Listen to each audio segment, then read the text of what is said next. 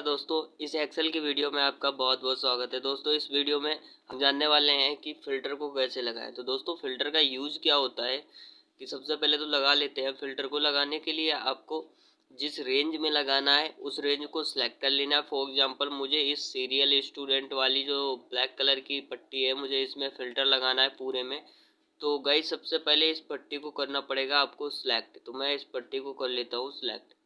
Guys, select करने के बाद में आपको यहाँ होम टैब के अंतर्गत और यहाँ पे एडिटिंग ऑप्शन में यहाँ पे एक शॉर्ट एंड फिल्टर नाम का एक मिल रहा होगा आपको। मैं आपको दिखाने की कोशिश कर रहा हूँ, शॉर्ट एंड फिल्टर। आपको इस पर क्लिक करना है।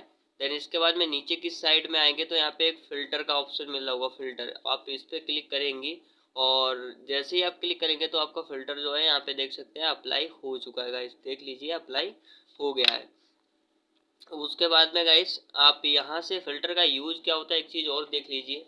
फॉर एग्जांपल, जैसे मुझे इस नाम में सिर्फ यहाँ पे देख सकते हैं दो ही नाम है। एक तो राम प्रकाश, दूसरा क्या है, नवनीत है। तो यहाँ पर जो भी है आपका एक नाम को सिलेक्ट कर लीजिए। देन इसके बाद में आप जैसे ही ओके करेंगे तो आपको उस फिल्टर के मुताबिक सिर्फ वही नाम दिखाई देगा। यानी कि जो नाम था वही नाम दिखाई देगा जो हमने फ़िल्टर में सेलेक्ट कर लिया। तो यानी काफ़ी ज़्यादा बड़ी सीट में से आपको कोई एक चीज़ देखनी है तो फ़िल्टर लगा के आप देख सकते हो।